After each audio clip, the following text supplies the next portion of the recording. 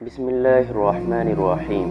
محترم ناظرین، السلام علیکم۔ پیارے دوستو، اصحاب کہف کون تھے، کتنے تھے، غار میں کیوں چھپے تھے، ان کے ساتھ کون سا جانور تھا، ان کو اللہ تعالیٰ نے کتنے عرصے سلائے رکھا، یہ پورا واقعہ اللہ تعالیٰ نے قرآن پاک میں بیان فرمایا ہے، اور اس حوالے سے مکمل صورت قرآن پاک میں نازل فرمائی ہے۔ اس صورت کا نام سورہ کہف ہے۔ اسی غار کی نسبت سے اس صورت کا نام پڑا ہے، جس میں یہ اصحاب چھپے تھے، اور اللہ نے ان کو اسی غار میں سلائے رکھا۔ آج کے اس ویڈیو میں ہم آپ کو اصحاب کہف کا مکمل واقعہ بتائیں گے۔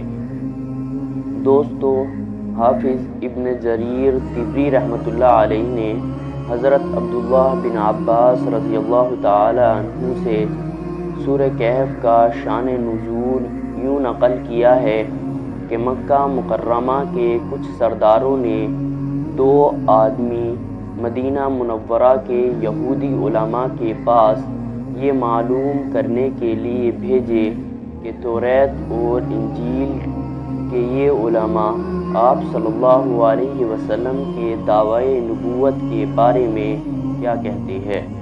یہودی علماء نے ان سے کہا کہ آپ حضرت مصطفیٰ صلی اللہ علیہ وسلم سے 3 سوالات کیجئے، اگر ان کا صحیح جواب دے دے تو سمجھ لینا چاہیے کہ وہ واقعی اللہ تعالیٰ کے نبی ہے، اور اگر وہ صحیح جواب نہ دے سکے تو اس کا مطلب یہ ہوگا کہ ان کا نبوت کا دعویٰ صحیح نہیں ہے۔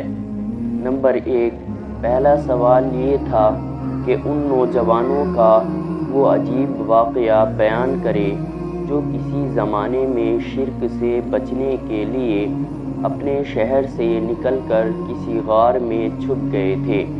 نمبر 2، دوسرے اس شخص کا حال بتائیے جس نے مشرق سے مغرب تک پوری دنیا کا سفر کیا تھا۔ نمبر 3، تیسرا ان سے پوچھے کہ روح کی حقیقت کیا ہے۔ چنانچہ یہ دونوں شخص مکہ مکرمہ واپس آئے اور اپنی برادری کے لوگوں کو ساتھ لے کر انہوں نے آپ صلی اللہ علیہ وسلم سے یہ 3 سوال پوچھے۔ پہلے 2 سوالات کے جواب میں یہ سورت یعنی سورہ کہف نازل ہوئی۔ اس میں غار میں چھپنے والے نوجوانوں کا واقعہ تفصیل سے بیان فرمایا گیا ہے۔ انہی کو اصحاب کہف کہا جاتا ہے۔ پیارے دوستو، یاد رہے کہ کہف عربی میں غار کو کہتے ہیں۔ اصحاب کہف کے معنی ہوئے غار والے، اور اسی غار کے نام پر سورت کو سورہ کہف کہا جاتا ہے۔ دوسرے سوال کے جواب میں سورت کے آخر میں ذوالقرنین کا واقعہ بیان فرمایا گیا ہے، جنہوں نے مشرق سے مغرب تک کا سفر کیا تھا۔ اس کے علاوہ ایسی صورت میں حضرت موسیٰ علیہ السلام کا واقعہ بھی بیان فرمایا گیا ہے، جس میں وہ حضرت خضر علیہ السلام کے پاس تشریف لے گئے تھے اور کچھ عرصہ ان کی معیت میں سفر کیا تھا۔ یہ 3 واقعات اس صورت کا مرکزی موضوع ہے۔ اس صورت کی تفسیر میں یہ واقعات بھی آگے چل کر بیان ہوں گے، لیکن پہلے آپ کو اصحاب کہف کا مکمل واقعہ سناتے ہیں۔ اصحاب کہف کا واقعہ۔ پیارے دوستو، روایت میں آتا ہے کہ حضرت عیسیٰ علیہ السلام کے آسمان پر اٹھا لیے جانے کے بعد عیسائیوں کا حال بے حد خراب اور نہایت بدتر ہو گیا۔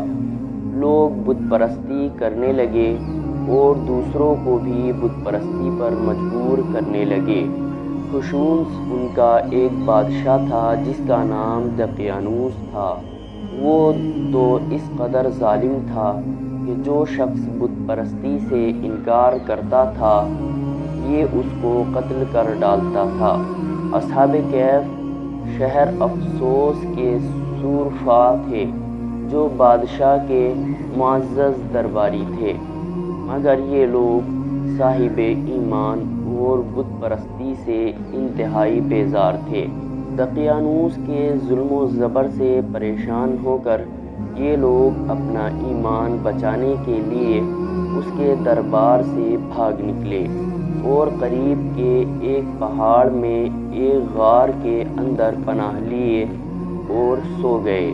دقیانوس نے جب ان لوگوں کو تلاش کرایا اور اس کو معلوم ہوا کہ یہ لوگ غار کے اندر ہے تو وہ بے حد ناراض ہوا اور غصے میں آ کر یہ حکم دے دیا کہ غار کو ایک مضبوط دیوار اٹھا کر بند کر دیا جائے تاکہ یہ لوگ اسی میں رہ کر مر جائے اور وہیں غار ان لوگوں کی قبر بن جائے۔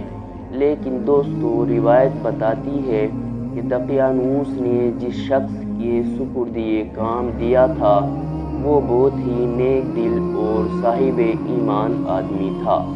اس نے اصحاب کہف کے نام، ان کی تعداد اور ان کا پورا واقعہ ایک تختی پر کندہ کر کے تانبے کے صندوق کے اندر رکھ کر دیوار کی بنیاد میں رکھ دیا اور اس طرح کہ ایک تختی شاہی خزانے میں بھی محفوظ کرا دی۔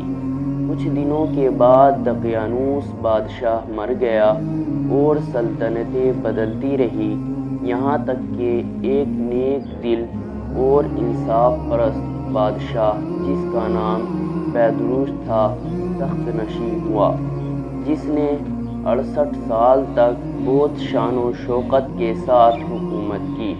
اس کے دور میں مذہبی فرقہ بندی شروع ہو گئی اور بعض لوگ مرنے کے بعد اٹھنے اور قیامت کا انکار کرنے لگے۔